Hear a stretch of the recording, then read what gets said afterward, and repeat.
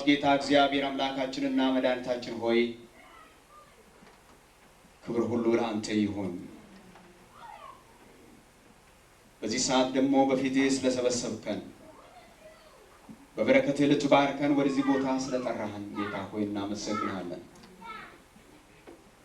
በመካከላችን መገኘትን ቃልህ ይነግረናል። ጌታ ሆይ ቃልህን ታከብራለህ፣ ቃልህን ትፈጽማለህ። ጌታ ሆይ በቃልህ የምትጻፈ እግዚአብሔር መንፈስ ነው።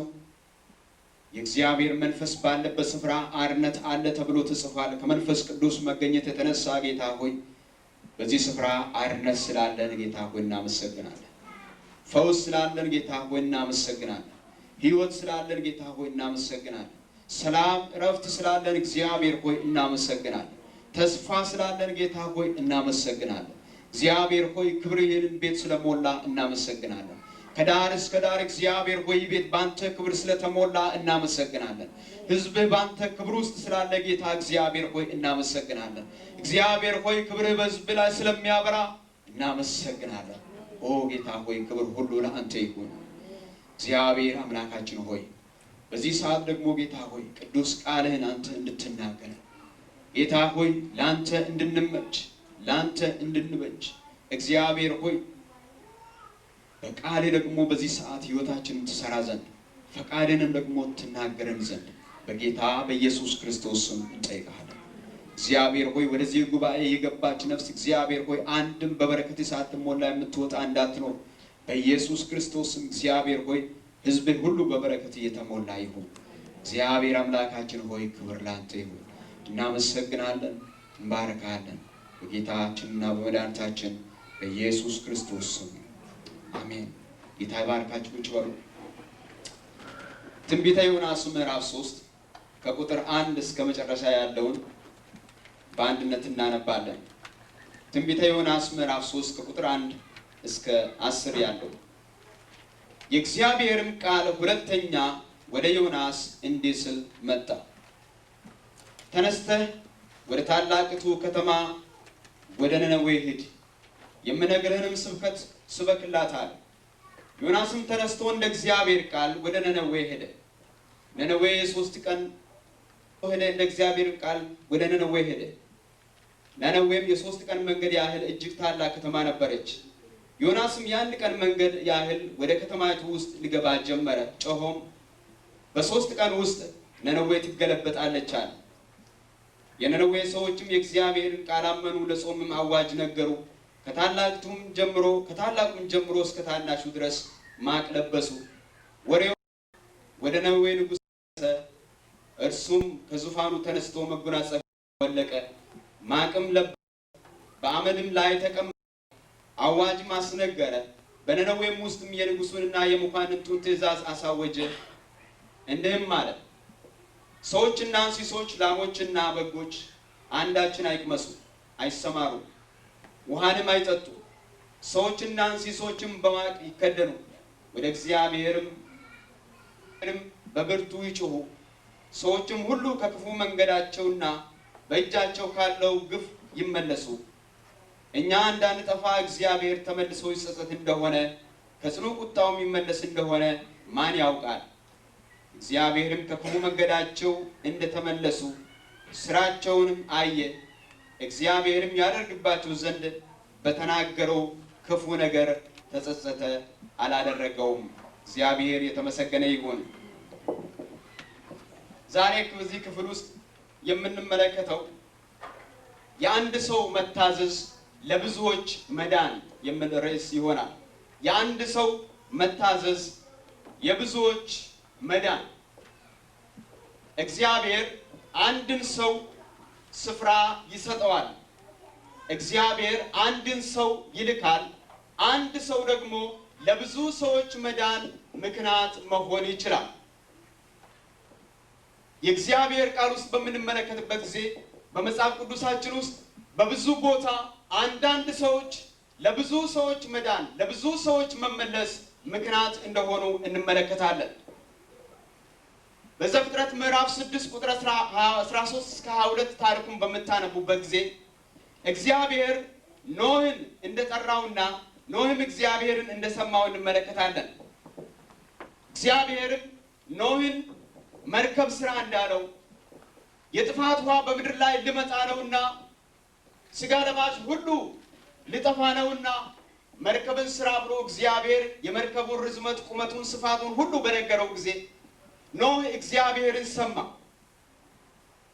የእግዚአብሔር ቃል ሲናገር ወደ ቁጥር መጨረሻ አካባቢ ኖህም እንዲሁ አደረገ እግዚአብሔርም እንዳዘዘው ሁሉ አደረገ ብሎ ይናገራል። ኖህም እግዚአብሔር እንዳዘዘው ሁሉ አደረገ። ከዛ የተነሳ ኖህ ቤተሰቡ አዳነ። ከዛ የተነሳ ዛሬ የሰው ልጅ ሁሉ በምድር ላይ አለ።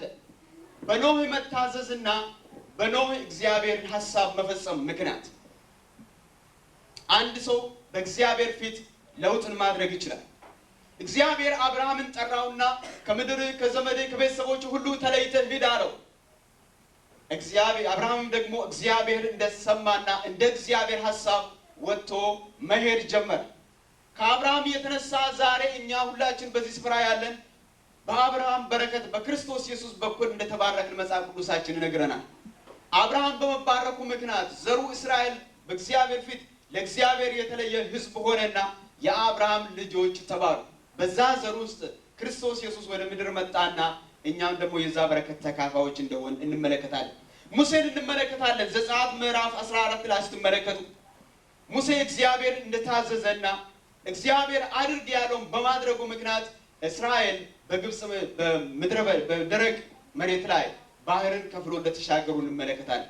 ከነበረበት ስፍራ እግዚአብሔር ወደዛ ስፍራ ስልከው ሄድና ከግብጽ ሀገር ሕዝቤን አውጣልኝ ባለው ጊዜ ከሙሴ የተነሳ እግዚአብሔር ለሙሴ በትርን ሰጥቶት ያንን ሕዝብ ባህሩን ከፍሎ እንዲያሻግር እንዳደረገውና ወደ ተስፋይቱ ምድር እንዲገቡ ምክንያት የሆነው እግዚአብሔር ሙሴን ተጠቅሞ ነው።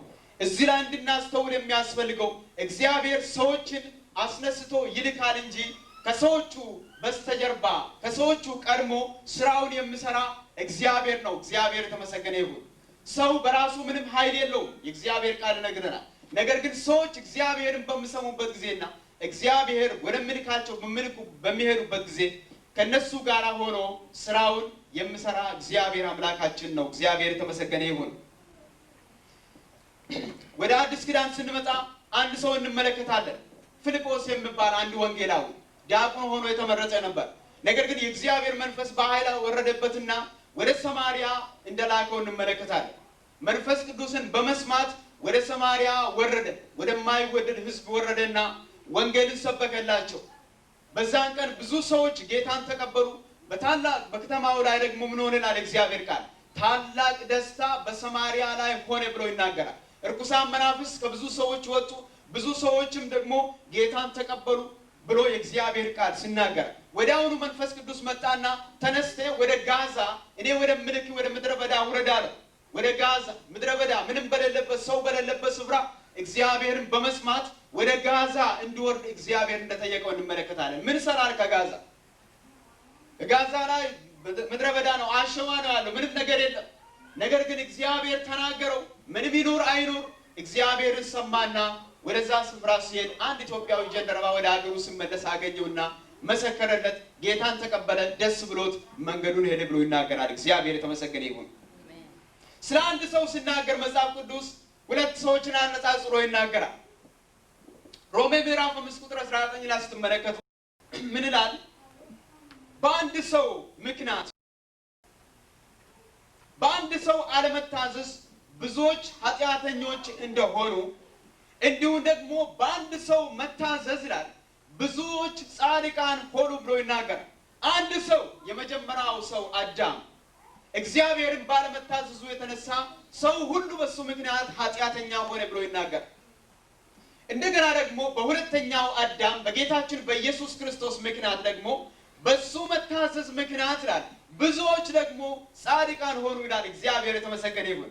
በዚህ ስፍራ ያለን ሁላችን ጻድቃን ተብለን የምንጠራ ቅዱሳን ተብለን የምንጠራ በክርስቶስ ኢየሱስ ደም የጸደቅንና የተቀደስን ሁላችን በዚያ እግዚአብሔር አቡን በመታዘዝ ወደ ምድር በመጣና ፊልጵስዩስ ምዕራፍ 2 ላይ ስትመለከቱ ከቁጥር 5 እስከ 9 ላይ ጌታችን ኢየሱስ ክርስቶስ የባሪያን መልክ ለበሰ ይላል። ተዋረደ ይላል። እስከ መስቀል ሞቱ እንኳን ድረስ የታዘዘ ሆነ ብሎ ይናገራል። ለምን? ብዙዎች ጻድቃን ይሆኑ ዘንድ፣ እኔና እናንተ ጻድቃን ተብለን እንጠራ ዘንድ፣ እኔና እናንተ የእግዚአብሔር መንግስት እንካፈል ዘንድ ጌታችን ኢየሱስ ክርስቶስ ስለኛ አብ ታዘዘና በመስቀል ላይ ሞተልን። ስሙ የተባረከ ይሁን። አሜን አሜን ትላላችሁ? አው ስሙ ይባረክ። ከሱ የተነሳ ጻድቃንና ቅዱሳን እዚህ ቦታ አለን። ስለዚህ እግዚአብሔር ቃል በአንድ ሰው መታዘዝ ብሎ ይናገራል። ስለ መታዘዝ ነው የምናገር። በዚህ ባነበብነው ክፍል ውስጥ ዛሬ እግዚአብሔር ዮናስን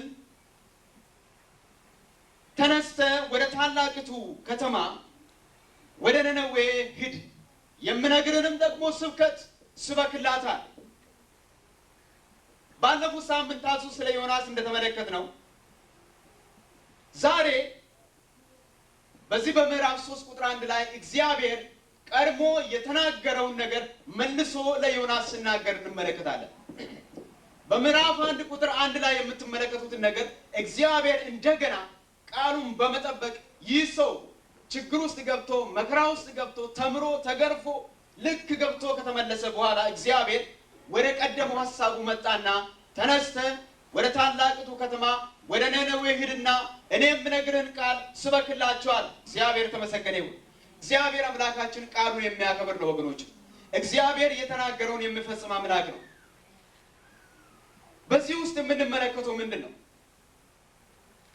እኔና እናንተ ዛሬ እግዚአብሔርን ታዝዘን ብዙዎች ይድኑ ዘንድ የእግዚአብሔር ፈቃድ ነው ወገኖች።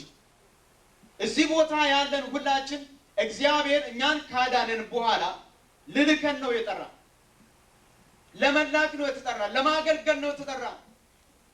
ቤተ ክርስቲያን በዚህ ምድር ላይ የምትኖርበት አንዱና ትልቁ ዓላማው ምንድን ነው? ክርስቶስ ኢየሱስን ለዓለም ለመስበክ ነው ወገኖች። እኛ በዚህ ስፍራ ሆነን ተመችቶናል፣ ተስማምቶናል በሚለው ሐሳብ ብቻ የምንቀመጥ ከሆነ ሳምንት ከሳምንት ስንመጣ በረከታችን ብቻ ቆጥረን የምንመለስ ከሆነ ትልቁን የእግዚአብሔር ዓላማና ዕቅድ ስተናል ወገኖች። በቤታችን ስንኖር ሳምንቱን ሙሉ ስንወጣ ስንገባ የብዙዎች መዳን የጠፉ ሰዎች የመመለሳቸው ነገር በልባችን ውስጥ የማይቀጣጠል ከሆነ የቤተ ክርስቲያንን አንድ ትልቁ ዓላማ ስተናል። የእግዚአብሔር ዓላማ እኔና እናንተን ካዳነ በኋላ እኛን ልልከን ነው። ስለዚህ ከዚህ ክፍል ውስጥ የመጀመሪያ የምንመለከተው ምንድን ነው? አንድ ሰው ብዙዎችን ወደ ጌታ ይመልስ ዘንድ የመጀመሪያ ነገር ማድረግ ያለበት ነገር ምንድን ነው? የመጀመሪያ ነገር እግዚአብሔር ወደኛ የሚልከውን ቃሉን መስማት። እግዚአብሔር ወደኛ የሚልከውን ቃሉ። ምክንያቱም እግዚአብሔር ቃሉን ከመላኩ በፊት ማንንም ሰው ልኮ አያውቅም። እግዚአብሔር ቃል ከመስጠቱ በፊት መልእክተኛ ልኮ አያውቅም።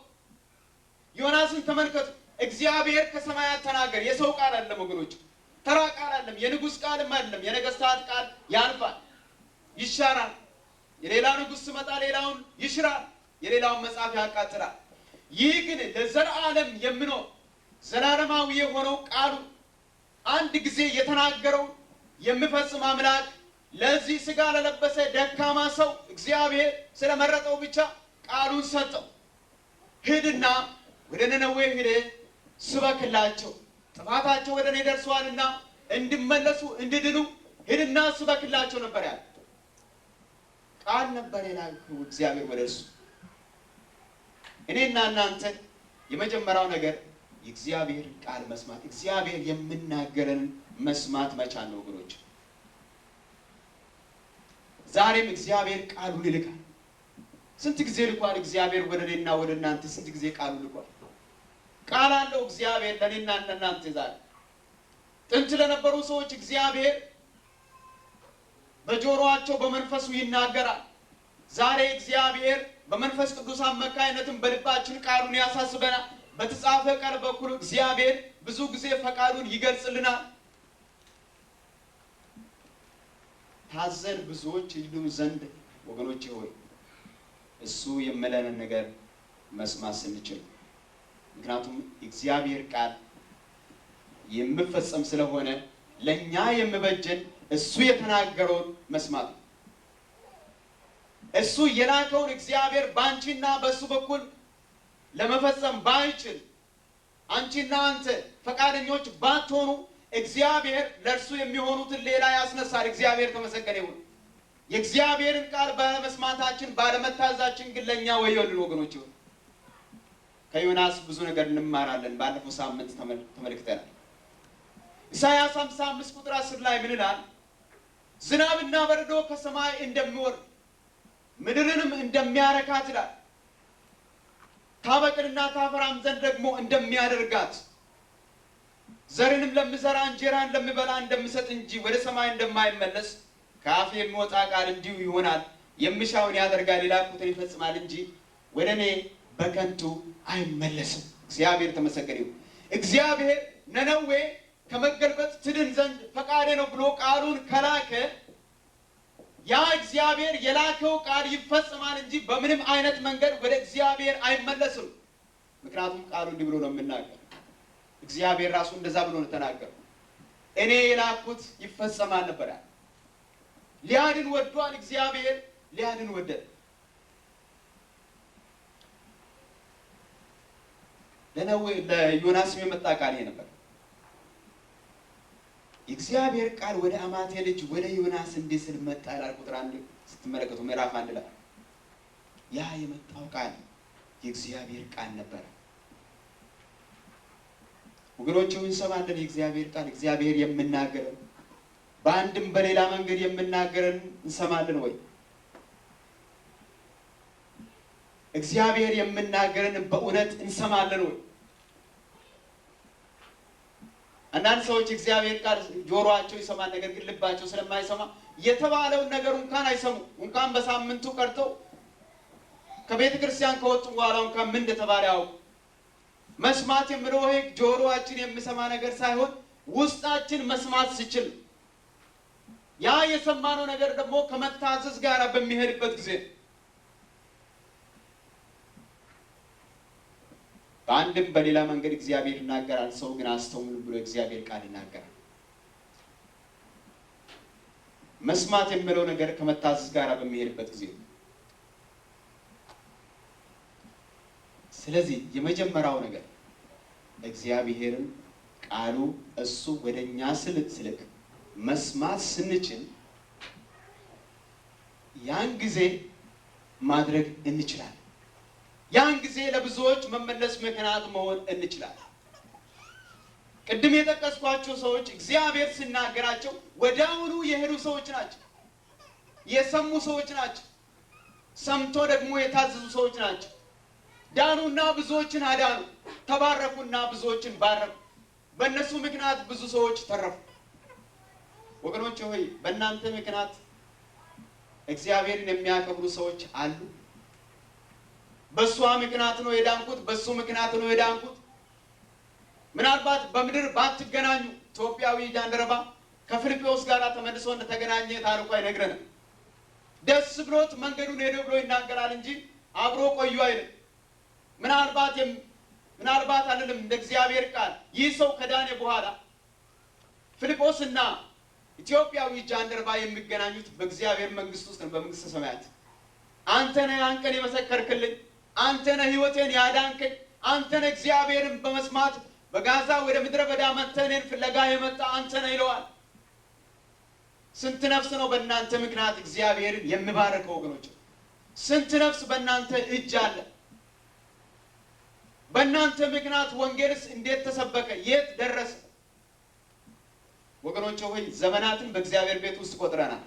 ነገር ግን አሁን ደግሞ ነፍሳትን መቁጠር ያለብን የእግዚአብሔር መንግስት በእኛ ምክንያት መሰራቱ ታዘን በመንገድ ላይ መሆናችንን የት እንዳለን እንድናውቅ ያስፈልጋል። ራሳችን እንድንጠይቅ ያስፈልጋል። ሁለተኛው ብዙዎች በእኛ ምክንያት ይድኑ ዘንድ በሕይወታችን እግዚአብሔር የተናገረን የመጀመሪያ እርምጃ መውሰድ ነው። ቁጥር 3 ላይ ተመልከቱ ዮናስ ያደረገውን ነገር። ዮናስም ተነስቶ እንደ እግዚአብሔር ቃል ወደ ነነዌ ሄደ ይላል። ዮናስም ተነስቶ እንደ እግዚአብሔር ቃል፣ እንደ ራሱ ቃል አይደለም፣ እንደ ራሱ ፈቃድ አይደለም፣ ነገር ግን እንደ እግዚአብሔር ቃል ተነስቶ ወደ ነነዌ ሄደ ብሎ ይናገራል። የመጀመሪያ እርምጃ ያ ነው። የመጀመሪያ እርምጃ ወገኖች የምንሰራው ነገር መስራት አይደለም። የመጀመሪያው እርምጃ ካለንበት ስፍራ መንቀሳቀስ መቻል ማለት ነው። ምንም ነገር እናደርግ እንብላም እንስራ ምንም እናደርግ የመጀመሪያው እርምጃ ካለንበት ስፍራ መንቀሳቀስ መቻል ነው ወገኖች። ያለበለዚያ ምንም ነገር መስራት አይቻልም። ሁልጊዜ እናስብ ይሆናል፣ ነገር ግን አንሰራ። ደብዳቤ መጻፍ እናስብ ይሆናል፣ እጃችንና ወረቀት ካልተገናኘ በስተቀር መስራት አንችልም። ያን ነገር ለማድረግ ደግሞ ካለንበት ስፍራ መንቀሳቀስ ያስፈልጋል። ዮናስ ያደረገው ይህንን የእግዚአብሔር ሐሳብ አሁን ምን እንደሆነ ተረድቶታል። ስለዚህ የመጀመሪያው እርምጃ እንደ እግዚአብሔር ሐሳብ ተነስቶ ወደዛ ስፍራ መሄድ ነው። ወደዛ ስፍራ ይሂድ እንጂ ሰራተኛው እሱ ሳይሆን እግዚአብሔር ነው። ቃሉን የሚያጸና እግዚአብሔር። የታላቁ ተልእኮ መልእክት ይሄ ነው። ጌታ ኢየሱስ ክርስቶስ ለቤተ ክርስቲያን የሰጠው መልእክት ቢኖር ይሄ ነው። ማቴዎስ ምዕራፍ 28 ቁጥር 18 እስከ 24 ስትመለከቱ ሂዱና አሕዛብን ሁሉ በአብ በወልድ በመንፈስ ቅዱስ ስም አጥምቋቸው አላቸው። አስተምሯቸው፣ ደቀ መዛሙርቴም አድርጓቸው። ሂዱ። የመጀመሪያ ለመሄድ መነሳት ያስፈልገናል ወገኖች። ብዙ ጊዜ ትልልቅ ነገሮች እናስብ ይሆናል፣ ትልልቅ መሻቶች። በምድራችን ላይ ያሉ ሰዎች ሁሉ ብዙ ጊዜ በመሻት ውስጥ የሚኖሩ ሰዎች ናቸው።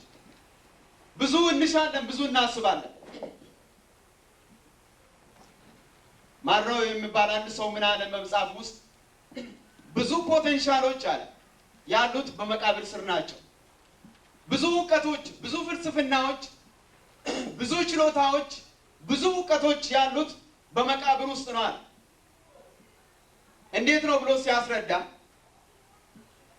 ይህንን መብራት የሰራ ሰው ከመስራቱ በፊት ብዙ ደክሞ፣ ብዙ ለፍቶ፣ ብዙ ጥረት አድርጎ ብዙ ከወጣ ከወረደ በኋላ በመጨረሻ ላይ ውጤቱ መጣለታል። ብዙዎች ግን የዚህ አይነት ሰው አእምሮ ነበራቸው። ያስቡ ነበር፣ ያሰላስሉ ነበር። ነገር ግን አንድም እርምጃ ሳይወስዱ ሞቱና መቃብር ስር ገቡዋል። ስለዚህ ብዙ እውቀቶች፣ ብዙ ፍልስፍናዎች ያሉት መቃብር ውስጥ ነው አለ።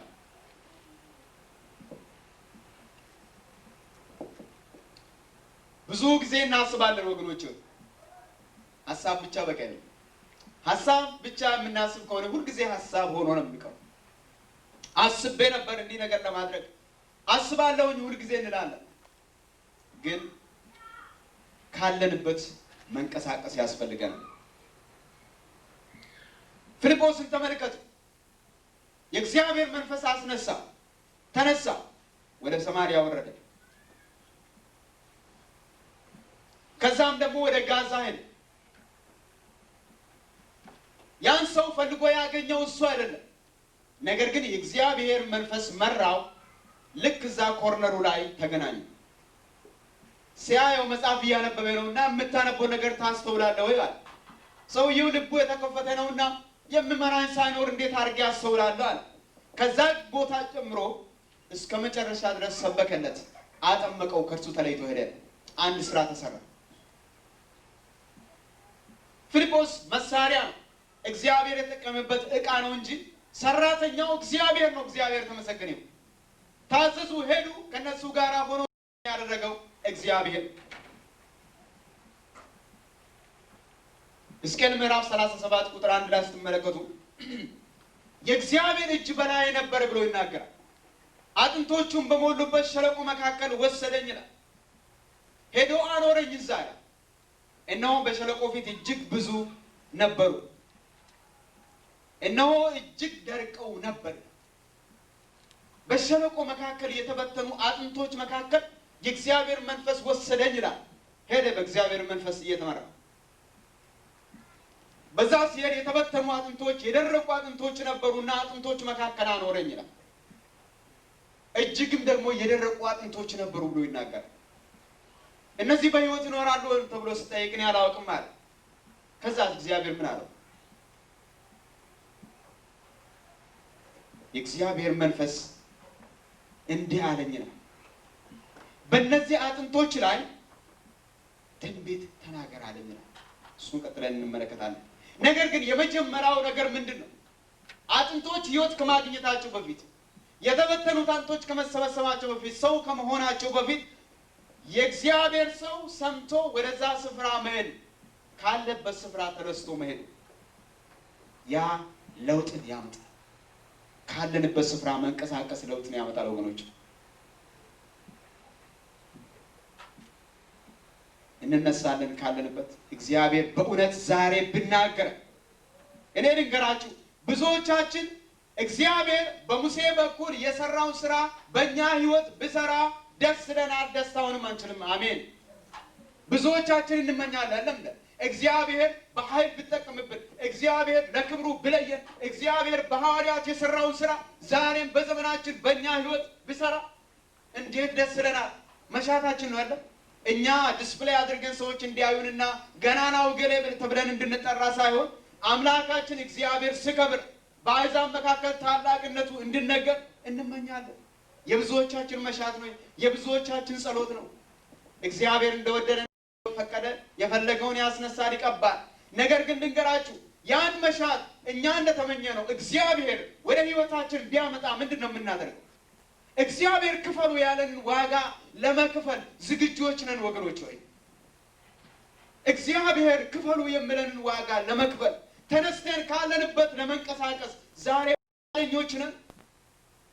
ኢየሱስ ክርስቶስ በሙላት በአሕዛብ መካከል እንዲሰበክ፣ በስፍራ ሁሉ ስሙ እንዲገን፣ ታላቅነቱ እንዲነገር ፈቃደኞች ነን ወይ?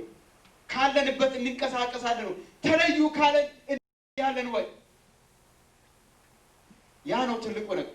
እግዚአብሔር የሚፈልገው እግዚአብሔር ሐሳብ ያ በህይወታችን የመጀመሪያ እርምጃ መውሰድ።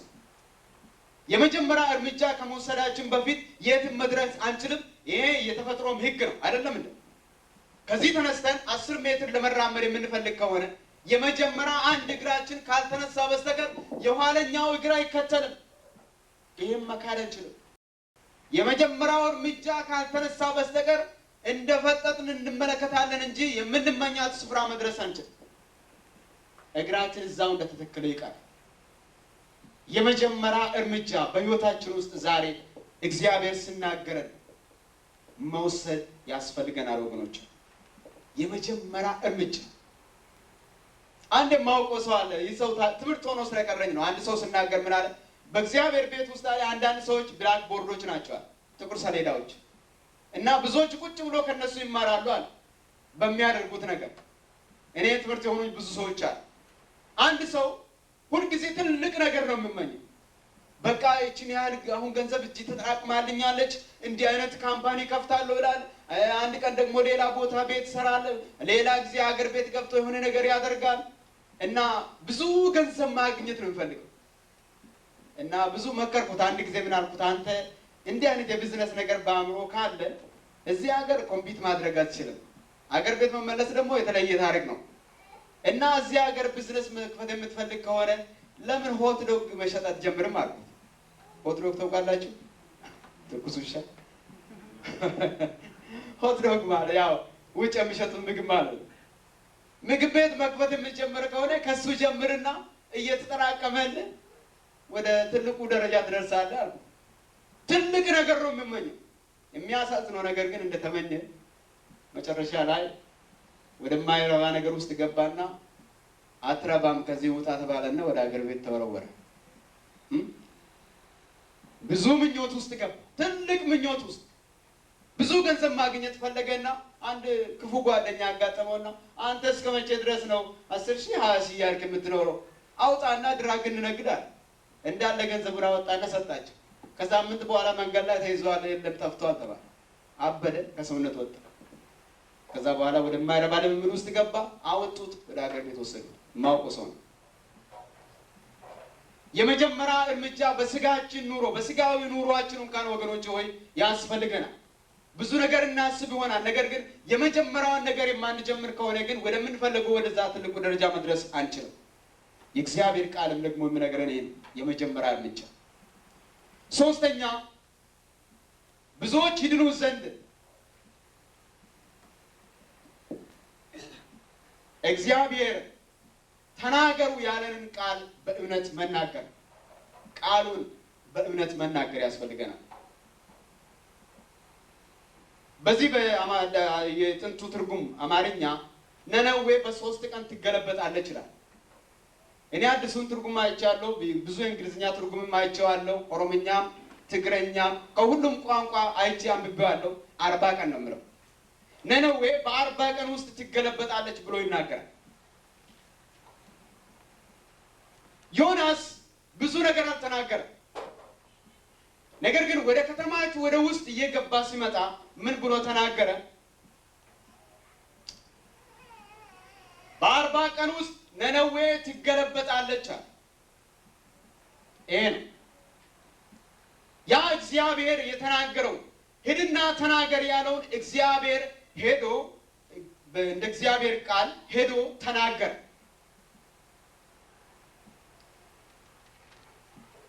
የእግዚአብሔር ቃል ምን ይላል? እምነት ከመስማት መጣል፣ መስማትም ደግሞ ከእግዚአብሔር ቃል ይናገራል ብሎ ይናገራል። በሌላ ተረጋገር ምንድነው? እምነት በሰው ውስጥ የሚፈጠረው ሰዎች የእግዚአብሔርን ቃል በሚሰሙበት ጊዜ ነው ይላል። የእግዚአብሔር ቃል ደግሞ ኃይልና ስልጣን ያለው ቃል። ሰዎች የእግዚአብሔር ቃል ለሰዎች ሲናገሩ እንደ ራሳቸው ቃል አድርጎ መናገር የለባቸው። ምክንያቱም የእግዚአብሔር ቃል በእግዚአብሔር መንፈስ የሚሄድ ነው። ጌታ ኢየሱስ ክርስቶስ ቃሉን ከተናገረ በኋላ ምን አላቸው? የምነግራችሁ ቃል መንፈስ ነው አላቸው። የእግዚአብሔር ቃል ኃይል ያለው ቃል ነው። ያ በ40 ቀን ውስጥ ነነዌ ትገለበጣለች ብሎ የተናገረው ቃል የእግዚአብሔር ቃል ስለሆነ የዮናስ ቃል ስላልሆነ የእግዚአብሔር ቃል ስለሆነ በሰዎች ሕይወት ውስጥ ኢምፓክት ነበረው። አንድ የሚሰራ ነገር ነበረው። ሕይወታቸውን እንዲመለከቱ፣ እንዲመረምሩ፣ ፊታቸውን ወደ እግዚአብሔር እንዲመልሱ በእግዚአብሔር መንፈስ የተቀባ በእግዚአብሔር ምሕረት የተደገፈ የሰማይ ቃል ስለነበረ ሰዎች ለዚህ ቃል መልስ እንደሰጡ እንመለከታለን። ሐዋርያት ሥራ ምዕራፍ 2 ቁጥር 37 እስከ 38 ላይ ስትመለከቱ ይህንን በሰሙ ጊዜ ጴጥሮስ ቆሞ የወንጌሉን ቃል በኃይል በስልጣን በመንፈስ ቅዱስ በተናገረ ጊዜ ምን አሉ? መጨረሻ ሰዎች ይሄን ከሰሙ በኋላ ይህን በሰሙ ጊዜ ይላል ቃሉ ልባቸው ተነካ። ጴጥሮስንና ሌሎችንም ሐዋርያት ወንድሞች ሆይ ምን እናደርግ አሏቸው። ጴጥሮስም ንስሐ ግቡ፣ ኃጢአታችሁ ይሰረይ ዘንድ በኢየሱስ ክርስቶስ ስም ተጠመቁ አላቸው ይላል። ይህንን ቃል ከሰሙ በኋላ ይላል የሰው ቃል አይደለም፣ ነገር ግን በመንፈስ ቅዱስ ኃይል የተነገረ የእግዚአብሔር ቃል ስለነበረ ያ ቃል የሰዎችን ሕይወት የመነቅነቅ ስልጣን ነበረው። እግዚአብሔር ተመሰገነ ይሁን። የሰዎችን ልብ ነቀነቀ ካሉበት ስፍራ። ምን እናደርጋሉ? ከዚህ በኋላ ምን እናደርጋ? መፍትሄው ምንድን ነው? የምንወስደው እርምጃ ምንድን ነው?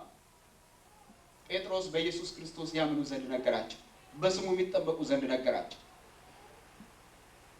የእግዚአብሔር ቃል ነው። ስለዚህ እግዚአብሔር ተናገሩ ያለን ማንኛችንም እዚህ ስፍራ ያለን በውስጣችን የእግዚአብሔር ቃል አለ። አሜን። እግዚአብሔር የተመሰገነ ይሁን። ቃል የላችሁም እንዴ? አላችሁ የእግዚአብሔር ቃል? አዎ አለን። አሜን በሉ። አዎ እግዚአብሔር ከጊዜ ወደ ጊዜ ከልጅነታችን ጀምሮ ቃሉን አስተምሮናል። ወደ ቤቱ ከመጣንበት ጊዜ ጀምሮ ኢየሱስ ክርስቶስ ጌታ መሆኑ፣ ኢየሱስ ክርስቶስ ከኃጢአት የሚያነጻ ጌታ መሆኑ፣ አዳኝነቱን፣ ታላቅነቱን፣ በክብር ያረገ በክብር የሚመለስ ጌታ መሆኑ ለአሕዛብ እንድንናገር እግዚአብሔር ቃሉን በውስጣችን አስቀምጧል። ይህንን ቃል በምንናገርበት ጊዜ ሰዎችም በሚሰሙበት ጊዜ በውስጣቸው እምነትን ይፈጥራል። ማንኛችንም ከሰማን በኋላ ነው አንድ ነገር ወደ መረዳት የመጣ ነው። ናፖሊዮን የሚባል ጦረኛ እንደነበረ በዓይናችን አላየንም። አሌክሳንደር ዘግሬት የሚባለውን በዓይናችን አላየንም። ማርክስ ሌኒን፣ ኤንግልስ የሚባሉ ሰዎች በዓይናችን አላየንም። ነገር ግን ስለ እነሱ ስናወራ ብዙ እንደምናውቅ አድርገን ነው የምናወራ። አንዳንዶቻችንም በፖለቲካ ውስጥ በነበርን ጊዜ እንዲያውም ስለ እነዚህ ሰዎች ስናስተምር በደንብ አድርገን ስናስረዳ ቆይተናል። ከየት ነው አመጣ ነው? ከሰማነው በኋላ ነው። ካናዳ የምትባል ሀገር መኖሯን ያወቅነው ከሰማን በኋላ ነው።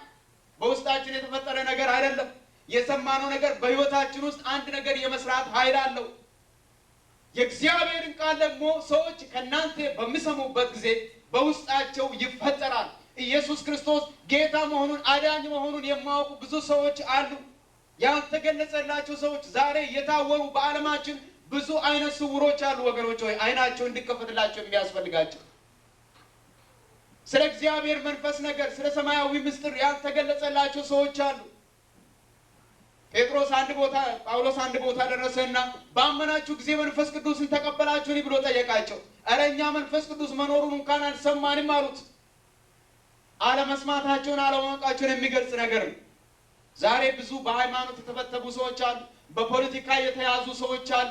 በሐሺሽ የተያዙ ሰዎች አሉ። በድራግ የተያዙ ሰዎች አሉ። በልዩ ልዩ አይነት የኃጢአት ልምምድ ውስጥ የገቡ ሰዎች፣ ከዛ ማን ያወጣናል የሚሉ ሰዎች፣ መንገድ የሚፈልጉ ሰዎች፣ ሐኪሞቻቸውን አናግሮ መድኃኒት ያልተገኘላቸው ብዙ የጠፉ ሰዎች አሉ። ለእነዚህ ሰዎች ኢየሱስ ክርስቶስ አዳኝ ነው ብለን በእምነት ስንናገር እግዚአብሔር የተመሰገነ ይሁን፣ በሕይወታቸው ውስጥ ትልቅ ለውጥ ይመጣል። አሜን።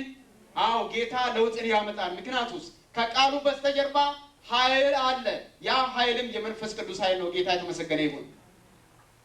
ሕዝቅኤል ምዕራፍ 37 ቅድም ያየነው ክፍል ቁጥር 4 ላይ ስትመለከቱ ምን ይላል?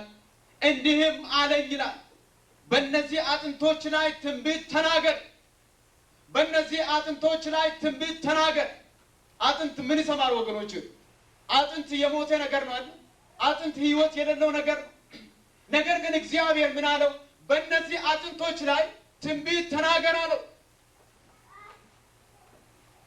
የሕዝቅኤል ድርሻ እግዚአብሔር ተናገር ያለውን መናገር ነው እንጂ ሕይወትን መስጠት አይደለም ወገኖች። ቃሉን በማክበር ከቃሉ በስተጀርባ የሚቆም ቃሉን በታምራት የሚፈጽም የቃሉ ጌታ የሆነው እግዚአብሔር ግን ከእርሱ ጋር እንደነበር እንመለከታለን። በእነዚህ አጥንቶች ላይ ትንቢት ተናገራል። እንዲህም በላቸው ደግሞ አለ፣ እናንተ የደረቃችሁ አጥንቶች ሆይ የእግዚአብሔርን ቃል ስሙ። ጌታ እግዚአብሔር ለእነዚህ አጥንቶች እንዲህ ይላል፣ እነሆ ትንፋሽን አገባባችኋለሁ፣ በሕይወትም ትኖራላችሁ፣ ጅማትም እሰጣችኋለሁ፣ ስጋንም አወጣባችኋለሁ፣ በእናንተ ላይ ቁርበትን እዘረጋባችኋለሁ፣ ትንፋሽ አገባባችኋለሁ፣ በሕይወትም ትኖራላችሁ፣ እኔም እግዚአብሔር እንደሆንኩ ታውቃላችሁ በላችኋል። እግዚአብሔር የተመሰገነ ይሁን። የማይታሰብ ነው። የተበታተኑ አጥንቶች፣ ሕይወት የሌለባቸውን አጥንቶች ያሳየውና በእነዚህ አጥንቶች ላይ እንዲህ ብለህ ንገራቸው ይላቸዋል። ትንፋስ አገባባችኋለሁ፣ ስጋ አወጣባችኋለሁ፣ ጅማት አለብስባችኋለሁ፣ ቁርበት እሰጣችኋለሁ፣ ታላቅ ሰራዊት ሆናችሁ ትቆማላችሁ ንገራቸዋል። እንደ እግዚአብሔር ቃል በተናገረ ጊዜ አጥንት ከአጥንት ጋር ተገጣጠመ፣ መንፈስ ገባባቸው ይላል፣ ስጋ ለበሱ ይላል፣ ጅማትንም ሁሉን ነገር የሚያስፈልጉ ነገር ሁሉ ተሟላ። መንፈስ በገባባቸው ጊዜ ግን ታላቅ ሰራዊት ሆኖ ቆሙ ይላል። እግዚአብሔር ተመሰገነ ይሁን። ወገኖች ሆይ ብዙ አጥንቶች አሉ ዛሬ የለመለሙ የሚመስሉ ነገር ግን ውስጣቸው የደረቀ በዓለም ነገር ፈጽሞ ያረኩ ነገር ግን ያ እርካታን የሚሰጥ ጌታ ወደ ልባቸው በገባ ጊዜ የሚያረካ እርሱን ያላገኙ ብዙ የደረቁ አጥንቶች አሉ። ብዙ በኃጢአት ስር የወደቁ ሰዎች አሉ። ምድራችን በአሁኑ ጊዜ የጠፋች ነው። በእነዚህ ሰዎች ላይ ወገኖቼ ሆይ እኛ ትንቢት መናገር እንችላለን። ያ ትንቢትም ደግሞ የሚያድን ኢየሱስ ክርስቶስ ነው። እግዚአብሔር ተመሰገነ ይሁን። የእግዚአብሔር መንፈስ እንዲገባባቸው ኢየሱስ ክርስቶስን እንዲያገኙ ሕይወትን እንዲያገኙ ከቃሉ አውጥተን በምንናገርበት ጊዜ በእርሱ የሚያምን ሁሉ የዘላለም ሕይወት እንዲኖረው እንጂ እንዳይጠፋ እግዚአብሔር አንድ ልጁን እስኪሰጥ ድረስ ዓለሙን እንዲወዷል ተብሎ እንደተጻፈ ብታምን የዘላለም ሕይወት ታገኛለህ። ብታምን የኃጢአትን ይቅርታ ታገኛለህ። ብታምን ትድናለህ። ብታገን በጌታ ሰላም ትሞላለህ። ብታምን ከሱሶች ትፈታለህ ብለን በእነዚህ ሰዎች ላይ ትንቢት ስንናገር ቃሉን ስንናገር ጌታ ከቃሉ በስተጀርባ ሆኖ ቃሉን ያጸናል። እግዚአብሔር የተመሰገነ ይሁን። አሜን አሜን በሉ። እግዚአብሔር ይባረክ። ወገኖቼ ሆይ ስለዚህ ሶስተኛ ደረጃ ላይ ማድረግ ያለብን ምንድን ነው? በውስጣችን ያለውን ቃል በእምነት መናገር ያስፈልገናል። አንዳንድ ጊዜ ሰዎችን እንለማመጣለን። ያ በውስጣችን የሚወጣውን የእግዚአብሔርን ቃል እንደ ራሳችን ቃል አድርገን የምናገርበት ጊዜ አለ፣ ሰዎችን የምናባብልበት ጊዜ። ነገር ግን አይደለም። ሰዎችን በትህትና መቅረብም አንድ ጉዳይ ነው። ትልቁ ነገር እሱ ነው። በፍቅር መቅረብ ትልቅ ነገር ነው። ነገር ግን ለሰዎች የእግዚአብሔር ቃል መናገር እድል በምናገኝበት ጊዜ እንደ ገዛ ቃላችን አድርገን ማቅረብ የለብን። የእግዚአብሔር ቃል ስለሆነ በእምነት መናገር አለብን። እግዚአብሔር የተመሰገነ ይሁን። ዛሬ ባይሰማ፣ ዛሬ መልስ ባይሰጥበት ከዓመታት በኋላ ያን ቀን እኮ ያ ሰው ነግሮኝ፣ ያን ጊዜ ያ ሰው እኮ እንዲህ ብሎ እግዚአብሔር ቃል የተናገረኝ ይላል። ወገኖቼ ሆይ ሲዘራ የምታጨድበት ጊዜ አለ። አሁን ተዘርቶ አሁን ላይ ታጨድ ይችላል። ነገር ግን ከዓመታት በኋላ ግን ዘሩ ሊበቅል ይችላል ወገኖች። እኔ አንድ ምስክርነት ልንገራችሁ። ከተወሰኑ ዓመታት በፊት አንድ ሰው ደብዳቤ ጻፈልኝ። አላወቅኩትም ማን እንደሆነ። ካነበብኩኝ በኋላ ምን አለ ደብዳቤው? ትዝ ይልሃል ወይ የዛሬ 4 ዓመት በዚህ ቀን በዚህ ጠዋት እኔ ወደ ትምህርት ቤት ስሄድ የነገርከኝ ቃል፣ ያ ቃል በውስጤ ገባና ተተከለ። ያ ቃል በውስጤ ገብቶ አልወጣ አለ። ያ ቃል ስፍራ እስኪያገኘው ድረስ በሕይወቴ ውስጥ እረፍት አልነበረኝም። የዛሬ 2 ዓመት ጌታ ኢየሱስ ክርስቶስን ወስኜ ተቀበልኩና የግል ጌታዬ አድርጌያለሁኝ። እነሆ ዛሬ 4ኛው ዓመቴ ነው። መዘምራን ውስጥ ገብቼ ለጌታ ክብር እየዘመርኩ ነው አለ። እግዚአብሔር የተመሰገነ ይሁን። ለምን መሰላችሁ? የእግዚአብሔር ቃል ስለሆነ። የእግዚአብሔር ቃል ስለሆነ በሰዎች ውስጥ በሚገባበት ጊዜ ሰዎችን የመለወጥ ስልጣን አለ ወገኖች። የእግዚአብሔር ቃል ተራ ቃል አለ። የእግዚአብሔር ቃል የነገስታት ቃል አለ። የነገስታት ቃል ሁሉ ይሻራል ብያቸዋለሁ ቅድም። ሁሉም ነገር ስፍራውን ይለቃል። ፖለቲካ ፖለቲካን ይቀይራል። ፍልስፍና ፍልስፍናን ይሽራል። ነገር ግን የእግዚአብሔርን ቃል የሚሽር አንዳችም ኃይል የለም። እግዚአብሔር የተመሰገነ ይሁን። በአራተኛ ደረጃ ለንስሐ የተዘጋጁ ልቦች ሁልጊዜ መኖራቸውን ማወቅ አለብን። የሚድኑ ሰዎች እንዳሉ፣ የንስሐ ልብ ያላቸው ሰዎች እንዳሉ እንድናውቅ ያስፈልጋል። አንዳንድ ጊዜ ዓለማችን በኃጢአት ስር የተዘጋች ብለን ቆልፈን እናስቀምጠዋል። አንዳንድ ጊዜ በቃ እግዚአብሔር እኛን አድኖናል፣ ብዙዎች ግን እየጠፉ ነው ከማለት በስተቀር በእውነት ከነዚህ ከሚጠፉ ሰዎች መካከል የሚመለሱ ሰዎች አሉ ወይ ወደ ማለት እንኳን አንደርስም። ነገር ግን ማወቅ ያለብን እግዚአብሔር በዛ በኃጢአት ረመጥ ውስጥ ላሉ እየጠፉ ላሉትም ሰዎች እግዚአብሔር እንደምራራ እንድናውቅ ያስፈልገናል ወገኖች። ምናልባት እኛ ተኝተን እናድራለን። ነገር ግን እግዚአብሔር እነዚህ ሰዎች ይመለሱ ዘንድ ግን የእሱ ሀሳብ እንደሆነ ማወቅ አለብን። በጣም የሚያስጠላ ኃጢአትን የምንለማመዱ ሰዎች እንኳን ብሎ ጎረቤታችንም ቢሆኑ ከእኛ ጋር የሚሰሩም ሰዎች ይሆኑ፣ ነገር ግን ይድኑ ዘንድ እግዚአብሔር ይወዳል። የንስሐ ልብ ያላቸው ሰዎችም እንዳሉ አውቀን መቅረብ አለብን። አንዳንድ ጊዜ ምንድን ነው የምናደርገው መሰላችሁ? አንዳንድ ሰዎች ስንመለከት ፈጽሞ ይሄ ሰው ሰማይና ምድር እንኳን ቢጋጭ የሚድን አይመስለን። አንዳንድ ሰዎች እንደው ግንባራቸውን እንመለከትና ከሩቁ እንሸሻቸዋለን። በቃ ክፉ አመፀኛ፣ ይሄ በጣም ኃይለኛ ሰው ነው እንላለን። ነገር ግን የእግዚአብሔር ቃል ወደ እርሱ ሲሄድ ወገኖች ኃይለኛውም ይሰብራል። እግዚአብሔር ተመሰገነ ይሁን። አንድ ምሳሌ ልንገራችሁ። አንድ የሆነ ነገር አንድ ሰው ነበር፣ በጣም ኃይለኛ ሰው።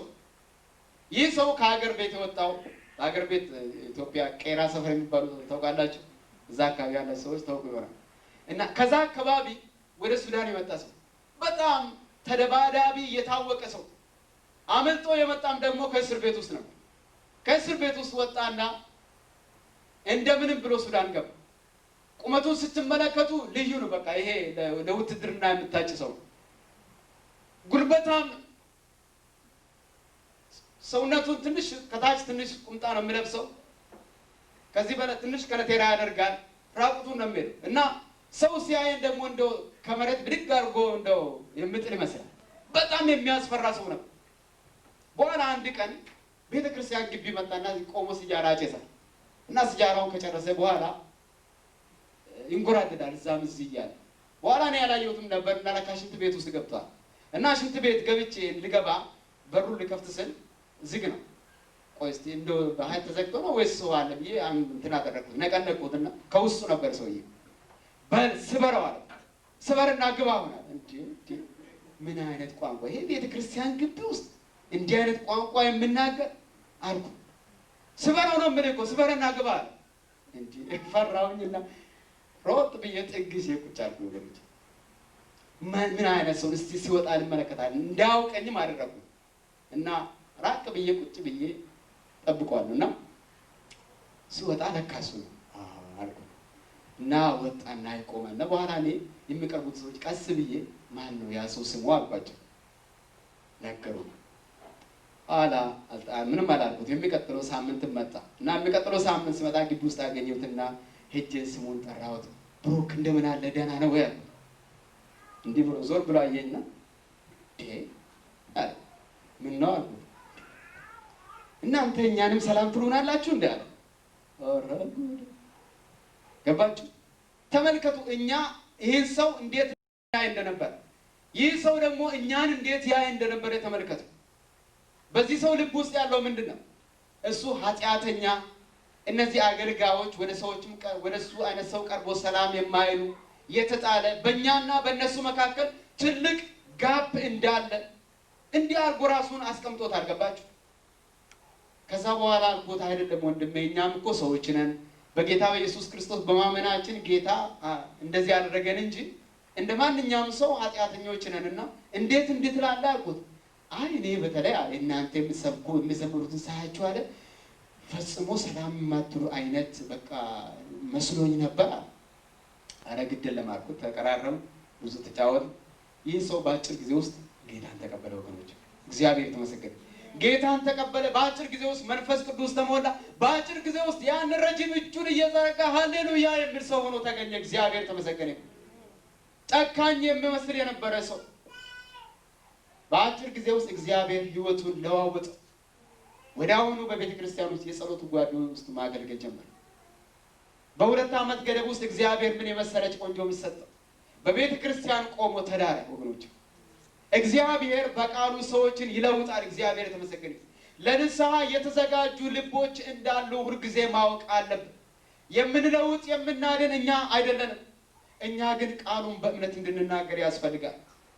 ቁጥር 5 ላይ ስትመለከቱ ዮናስ ምን ይላል? እዛ ላይ ምዕራፍ 3 ቁጥር 5 ላይ በምንመለከትበት ጊዜ የነነዌ ሰዎችም እግዚአብሔርን አመኑ፣ ለጾምም አዋጅ ነገሩ ብሎ ይናገራል። ማን በልቡ ያምናል? የነነዌ ሰዎች ጾም ጸሎት አውጀው እንዴ ማን ያምናል? ታሪኩን ስትመለከቱ ማንም አላሰበም በልቡ።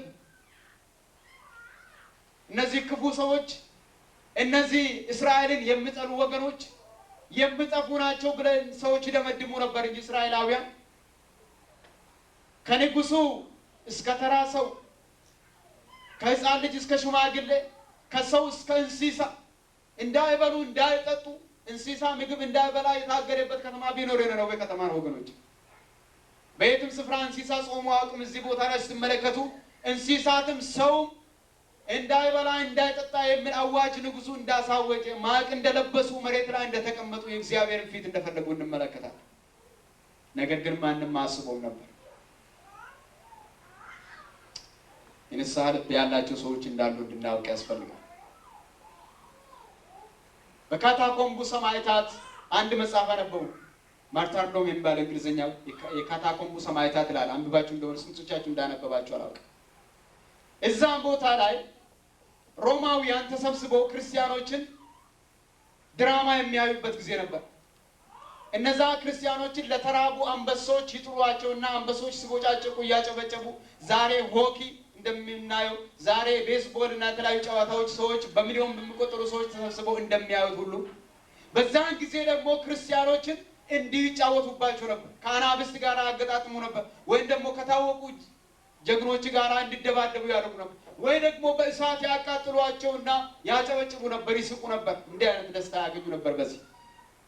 በዛ መካከል አንድ ማርሰሉስ የሚባል ሰው ነበር እና ማርሰሉስ ወታደር ነው። በዛ ካታኮምብ ውስጥ የተደበቁትን ክርስቲያኖች እንዲያስስና ካሉበት ጉድጓድ ውስጥ እንዲያወጣ ስልጣን የተሰጠው ሰው ነበር። ነገር ግን ይህ ሰው ቁጭ ብሎ ሲመለከት ደናግልቶች መጡ፣ ወጣቶች መጡ፣ መዘምራን እና በእሳት ይቃጠሉ ነበር። በእሳት በሚቃጠሉበት ጊዜ አንድ ዝማሬ ይዘምሩ ነበር ይላል። ያ ዝማሬ ምን ይላል? ለወደደን ከኃጢአታችን በደሙ ላጠበን ለአምላኩ መንግስት ካህናትም አገልጋዮች እንድንሆን ላደረገ ለእርሱ ከዘላለም እስከ ዘላለም ድረስ ክብርና ኃይል ይሁን የሚል ራእይ ምዕራፍ 1 ቁጥር 6 ላይ ተጻፈው ይዘምሩ ነበር። ያንን በሚዘምሩበት ጊዜ ያ ሰው አዳመጠ በጆሮ እና በጣም በልቡ ተማረከ። ምንድነው እንደዚህ ደስ እያላቸው እንደዚህ እየዘመሩ ወደዚህ ሰዓት ውስጥ እንዲገቡ ያደረገ ነገር ምንድነው የሚል ጥያቄ ወደ ልቡ ውስጥ መጣ። ዝማሬውን በአእምሮ ውስጥ ቃጨለበት። ከዛ በኋላ እነዚህን ሰዎች ማግኘት አለብኝ አለ። የእነዚህ ሰዎች አምላክ ማግኘት አለ። ሮማዊ እኮ ነው ወገኖች፣ ክርስቲያኖችን ሊጨፈጭፍ ስልጣን የተሰጠ ሰው ነው። ነገር ግን በልብ ውስጥ ግን ያ ቃል ገባና መከታተል ጀመረ። ወደዛ ጉድጓድ በገባ ጊዜ ክርስቲያኖች መሸሽ ሲጀምሩ አይደለም እኔ ይህንን የእናንተን አምላክ እፈልጋለሁ አላቸው። እፈልጋለሁ ይህንን የእናንተን ጌታ እንዲያዘመራችሁን እየዘመራችሁ ወደ እሳት እንድትገቡ ያደረጋችሁ እኔም ምስጢሩ እንድገባኝ እፈልጋለሁ አለ። ከዛ መካከል በእድሜ ገፋ ያለ ሰው ጠጋ ያለና የጌታን ነገር ነገረው። ማርሰሉስ ጌታ ኢየሱስ ክርስቶስን ተቀበለ። እግዚአብሔር ተመሰገነ ይሁን። ይሄ ሕያው የሆነ ምስክር ነው። ዝም ብሎ ተራ ፊክሽን አይደለም። እውነተኛ የሆነ ነገር ክርስቲያኖች በኔሮ ዘመን የተሰቃዩበት ጊዜ የሆነ ነገር ነበር ወገኖች። እንደ ማርሰሉስ አይነት ሰዎች ዛሬ ጌታን የሚፈልጉ ሰዎች አሉ። ጨካኝ የሚመስሉ ሰዎች፣ ብርቱ የሚመስሉ ሰዎች፣ ነገር ግን ውስጣቸው ግን የጌታን ነገር የምጠማለ። እዚህ ላይ በምዕራፍ 3 ላይ ዮናስ በመታዘዝ ሄዶ ይህንን ቃል በእምነት በተናገረ ጊዜ ምን ሆነ? ህዝቡ ሁሉ ንስሐ ገቡ። ህዝቡ ሁሉ የእግዚአብሔርን ሐሳብ ፈለገ። ህዝቡ ሁሉ እግዚአብሔር ያቀደለትን ደህንነት ለማግኘት ጀመረ ወገኖች። ይጠፋሉ የተባሉ ከተሞች፣ ይገለበጣሉ የተባለችው 120,000 ሰው ያለበት ከተማ ወደ እግዚአብሔር ፊቱን በመመለሱ ምክንያት ቃሉ እንደምነግረን እግዚአብሔርም ያደርግባችሁ ዘንድ በተናገረው ክፉ ነገር ተጸጽቶ አላደረገውም ይላል። እግዚአብሔር የተመሰገነ ይሁን። ወገኖች ሆይ እግዚአብሔር ዮናስን ተጠቅሞ ነበር ያን ያደረገው። ዛሬ እናንተን ተጠቅሞ እኔን ተጠቅሞ ሁላችንን ተጠቅሞ እግዚአብሔር አንድ ነገር ማድረግ ይፈልጋል ወገኖች። እኛ በራሳችን ሐሳብ ብቻ የተያዝን ህዝብ ካልሆንና የእግዚአብሔርን ሐሳብ ለማገልገል ህይወታችን የሰጠን ሰዎች፣ እግዚአብሔርን ድምፅ የምንሰማ ሰዎች፣ የመጀመሪያ እርምጃ የምንወስድ ሰዎች ከሆን፣ እግዚአብሔር ተናገሩ ያለንን ቃል በእምነት ለመናገር የምንዘጋጅ ሰዎች ብንሆን፣ እንደዚሁም ደግሞ የሚድኑ ሰዎች አሉ ብለን የምንሰማራ አይነት ሰዎች ከሆን፣ ከኛ ጋር ሆኖ ስራውን የሚሰራ እግዚአብሔር ነው። እግዚአብሔር የተመሰገነ ይሁን። በዮናስ ምክንያት ብዙዎቹ ዳኑ፣ ብዙዎች ዳኑ። ወንድሞቼና እህቶቼ ብዙዎች ልድኑ ዘንድ ዛሬ ውጭ አሉ። እኔና እናንተ ግን የእነዚህ ሰዎች መዳን ምክንያት መሆን እንችላለን። በአጠቃላይ ያየናችሁ ነጥቦች እንደገና ልነግራችሁ ደስ ይለኛል። የመጀመሪያው ነገር እግዚአብሔር ቃሉን የሚያከብር አምላክ እንደሆነ እንድንገነዘብ ነው። የተናገረውን ነገር እስክፈጸም ድረስ እግዚአብሔር ወደ ራሱ አይመልስም። እኔና እናንተ ባንታዘዙ እንኳን እግዚአብሔር ሌላ ሰው ያስነሳል። ስለዚህ በጊዜና በሰዓቱ እግዚአብሔርን መስማት ግን ለሁላችን ያስፈልገናል። እግዚአብሔር ወደኛ የሚልከውን ቃሉን መስማት ያስፈልገናል። የመጀመሪያው እርምጃ ነው። ቃሉ ወደኛ ካልመጣ በስተቀር መሄድ አንችልም። ስለዚህ በዘመናት መካከል እግዚአብሔር የላካቸው ሰዎች ሁሉ እግዚአብሔር ቃሉን ያሰማቸው ሰዎች ናቸው። ስለዚህ ወደኛ የሚመጣውን የእግዚአብሔር ቃል ሁልጊዜ ለመስማት እንድንዘጋጅ ያስፈልጋል። በህይወታችን ውስጥ፣ በኑሯችን ውስጥ፣ በአገልግሎታችን ውስጥ ጌታ ሆይ ፈቃድ ምንድነው? ጌታ ሆይ ሐሳብ ምንድነው? ምንድነው ልትናገረኝ የወደድክ? በዚህ ወር ውስጥ፣ በዚህ ዓመት ውስጥ፣ የወደፊት እቅድ ውስጥ ደግሞ እግዚአብሔር ሆይ ምንድነው ለኔ ያለህልኝ ብለን ብንጠይቀው እግዚአብሔር አምላካችን የምናገር አምላክ ነው። እግዚአብሔር የተመሰገነ ይሁን። አምላካችን የሚሰማ አምላክ ነው። ዳዊት ሲናገር የአሕዛብ አማልክት አጋንንት ናቸው ይላል፣ ምስሎች ናቸው ይላል። ጆሮ አላቸው አይሰሙም፣ ዓይን አላቸው አያዩም፣ አፍ አላቸው አይናገሩም፣ አፍንጫ አላቸው አያሸቱም ይላል። አምላካችን ግን በሰማያት ነው። እግዚአብሔር የተመሰገነ ይሁን። አምላካችን ግን የሚናገር የሚሰማ፣ መልስ የሚሰጥ፣ ለልጆቹ ምሪትና እቅድን የሚሰጥ አምላክ ስለሆነ ሁልጊዜ የእሱ የሆነውን ቃል ለመስማት ልባችንን ማዘጋጀት፣ በፊቱ መቀመጥ ያስፈልገናል። በሁለተኛ ደረጃ እግዚአብሔር ያ የተናገረን ነገር እርምጃ እንድንወስድ ባለፈው ሳምንት ነግሬያቸዋለሁ። ከዚህ ከወጣም በኋላ ምንድነው ቅድሚያ ማድረግ ያለብን? እግዚአብሔር ለተናገረን ነገር በልባችን ላይ ያላለው ነገር ለወደፊቱ እቅድ፣ ነገር ግን አሁን ማድረግ ያለብን ነገር ምንድነው? የመጀመሪያ እርምጃ ቅድም እንዳልኳችሁ በተፈጥሮ ሕግም ውስጥ የመጀመሪያ እግር ካልተነሳ በስተቀር ሁለተኛ ስለማይከተል ማንኛችንም እግዚአብሔር የተናገረን ነገር ለማድረግ የመጀመሪያ እርምጃ መውሰድ አለብን። መጀመሪያው እርምጃ በስፍራው መገኘት ነው፣ ካለንበት መንቀሳቀስ ነው። ሶስተኛ ብያቸዋለሁ፣ ቃሉን በእምነት መናገር ነው። የእግዚአብሔር ቃል ነው። ቃሉን የሚያጸና እግዚአብሔር ነው፣ የሰው ቃል አይደለም። የእግዚአብሔር ቃል መንፈስ ስለሆነ ወደ ሰዎች ሕይወት ውስጥ በሚገባበት ጊዜ የመስራት ኃይል ስላለው ቃሉን በእምነት እንድንናገር ነው። አራተኛ የተዘጋጁ ልቦች እንዳሉ እንድናውቅ ያስፈልገናል። እግዚአብሔር ልምራቸው የሚወድ ነገር ግን የእነዚህ ሰዎች መዳን ምክንያት አንድ ሰው አንተ መሆናችንን አውቀን እኔ መሆናችንን አውቀን ወደዛ ሰው መሄድ ያስፈልገናል። እግዚአብሔር በውስጣችን ያስቀመጠውን ቃል ስንናገር ክፉ ጨካኝ የሚመስሉ ልቦች እንኳን በእግዚአብሔር ቃል ይሰበራሉ። እግዚአብሔር የተመሰገነ ይሁን። በመጀመሪያ ቃል አነብላችኋለሁ። ዕብራውያን 4:12 ላይ የእግዚአብሔር ቃል ይላል ሕያው ነውና የሚሠራም ሁለት አፍ ካለው ሰይፍም ሁሉ ይልቅ የተሳለ ነው፣ ነፍስንና መንፈስን ጅማትንና ቅጥምን እስኪለይ ድረስ ይወጋል፣ የልብንም ስሜትና ሐሳብ ይመረምራል ይላል። እግዚአብሔር የተመሰገነ ይሁን። የእግዚአብሔር ቃል ኃይልና ስልጣን ያለው ስለሆነ ወገኖቼ፣ ወንድሞቼና እህቶቼ ብዙ ጊዜ እግዚአብሔርን ቃል እንሰማለን። ነገር ግን እኔ እንደሚመስለኝ ብዙ ነገር ሰምተናል፣ ብዙ ነገር በውስጣችን አለ።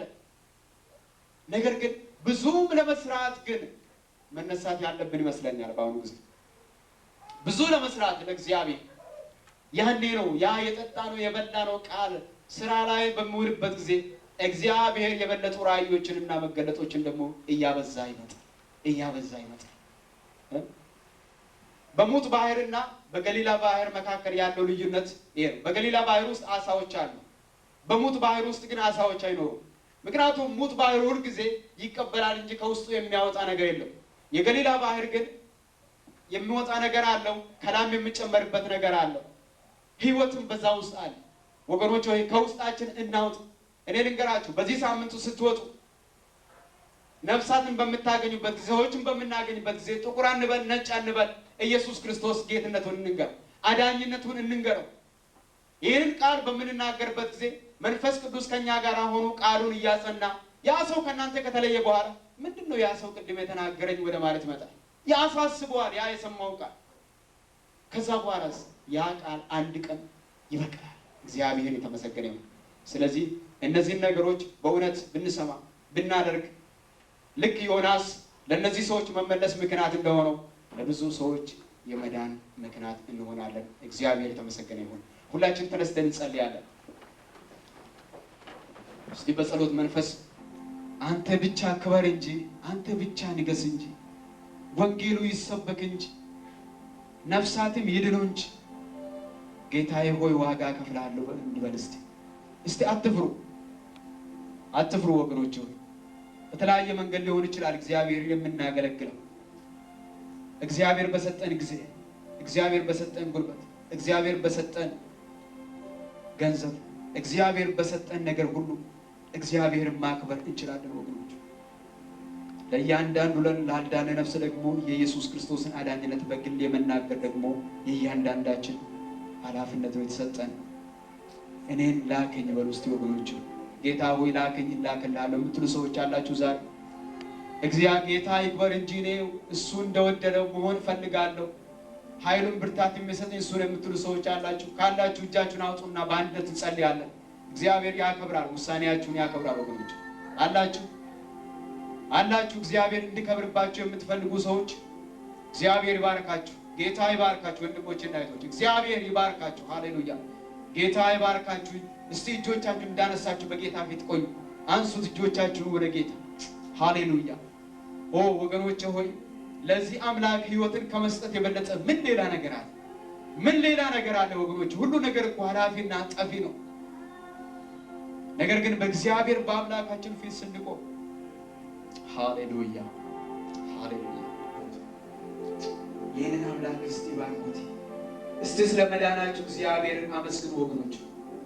ከመገልበጥ ያዳነን፣ ከዚህ ከምጠፋ ዓለም ጋር እንዳንጠፋ በምህረቱ የጎበኘን መልእክተኛን ወደ እኛ የላከውን እግዚአብሔር፣ ልጁን የላከውን እግዚአብሔርን እስቲ ባርኩት። አንደበታችሁን ከፍታችሁ ባርኩት፣ እግዚአብሔርን ባርኩት ወገኖች። እግዚአብሔርን ባርኩት። ሃሌሉያ። ስሙ ይባረክ፣ ስሙ ይባረክ። ሃሌሉያ ሃሌሉያ ሃሌሉያ ሃሌሉያ። ሃሌሉያ ጂሰስ ሃሌሉያ። ታንክ ዩ ሎርድ ጌታ ሃሌሉያ።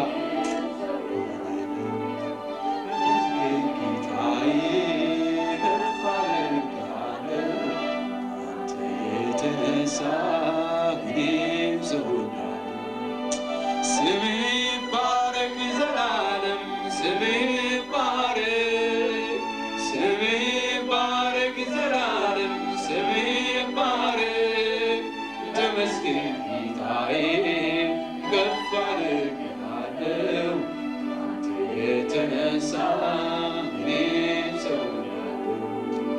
ተመስገን ጌታዬ ከፍ አደርግሃለሁ አንተ የተነሳ እኔም ሰው ስም ይባረክ። እንደገና እስቲ እልል እያጨበጨብን አምላካችንን እንባርከው። በእውነት ወገኖቼ ወድነናል። ሃሌሉያ ሃሌሉያ። እግዚአብሔር ይባረክ። በልጁ አድኖናል። ጌታ ስሙ ይባረክ። ሃሌሉያ። ሌሎችን ደግሞ የምናድን አድርጎ ነው። ለዚህ ዕድል ፋንታ መርጦናል። ስሙ ይባረክ። ሃሌሉያ ሃሌሉያ ሃሌሉያ። ኦ ጌታ ሆይ ስምህ ይባረክ። ሃሌሉያ ሃሌሉያ። በጌታ ፊት ብንቆይ ደስ ይለን ነበረ፣ ነገር ግን ጊዜያችን ስለሄደ በጸሎት እንጨርሳለን። ወገኖቼ ሆይ እጆቻቸውን ወደ አንተ ያነሱትን ዘመናቸውን፣ ጊዜያቸውን፣ ጉልበታቸውን ካንተ የተቀበሉትን ሁሉ መልሰው ደግሞ እግዚአብሔር ሆይ ለአንተ ክብር ሊያወሩ ያንተን ጥሪ ለመስማት እግዚአብሔር ሆይ የፈቀዱትን በጌታ በኢየሱስ ክርስቶስ ስም ዛሬ ጌታ ሆይ በዚህ ቦታ እያሉ ጌታ ሆይ ምልክትን ትሰጣቸው ዘንድ በኢየሱስ ክርስቶስ ስም ጸልያለሁ። በጌታ በኢየሱስ ክርስቶስ ስም በውስጣቸው እግዚአብሔር ሆይ የደስታ መንፈስ እንዲፈስ ጸልያለሁ። ቅባትህ ዘይትህ በውስጣቸው በዚህ ሰዓት ጌታ ሆይ እንዲፈስ ጸልያለሁ። እግዚአብሔር ሆይ ብዙ ውሃ ሊያጠፋ የማይችል ያንተ የፍቅር እሳት የመንፈስ ቅዱስ እሳት በኢየሱስ ክርስቶስ ስም በነፍሳቸው ውስጥ በዚህ ሰዓት እንዲነድ ጸልያለሁ። እግዚአብሔር ሆይ ከዚህ ከወጡ በኋላ ድምፅህን እየሰሙ በድምፅህ እንዲራመዱ የዘላለም አምላክ እግዚአብሔር ሆይ አንተ እንደተናገርካቸው እንዲኖሩ ጸጋ ታበዛላቸው ዘንድ ጌታ ሆይ እጸልያለሁ። እግዚአብሔር ሆይ ስለነበረን ሁሉ ክብር ለአንተ ይሁን። እናመሰግናለን፣ እናከብርሃለን። ኦ ጌታ ሆይ ስምህ ይባረክ። ስለነበረን ጊዜ ሁሉ እናመሰግናለን። ቃልህን ስለሰጠንም እናከብርሃለን። በጌታችንና በመድኃኒታችን በኢየሱስ ክርስቶስ ስም አሜን። እግዚአብሔር ይባርካችሁ፣ ለበረከትም ያደርጋችሁ። በዘላለም ኪዳን ለበጎች ትልቅ እረኛ የሆነው ጌታችን ኢየሱስ ከሙታን ያወጣው የሰላም አምላክ በኢየሱስ ክርስቶስ በኩል በፊቱ ደስ የሚያሰኛችሁን በእናንተ እያደረገ ፈቃዱን ታደርጉ ዘንድ በመልካም ሥራ ሁሉ ፍጹማን ያደርጋችሁ። ለእርሱ ከዘላለም እስከ ዘላለም ክብር ይሁን፣ አሜን። እግዚአብሔር ይባርካችሁ።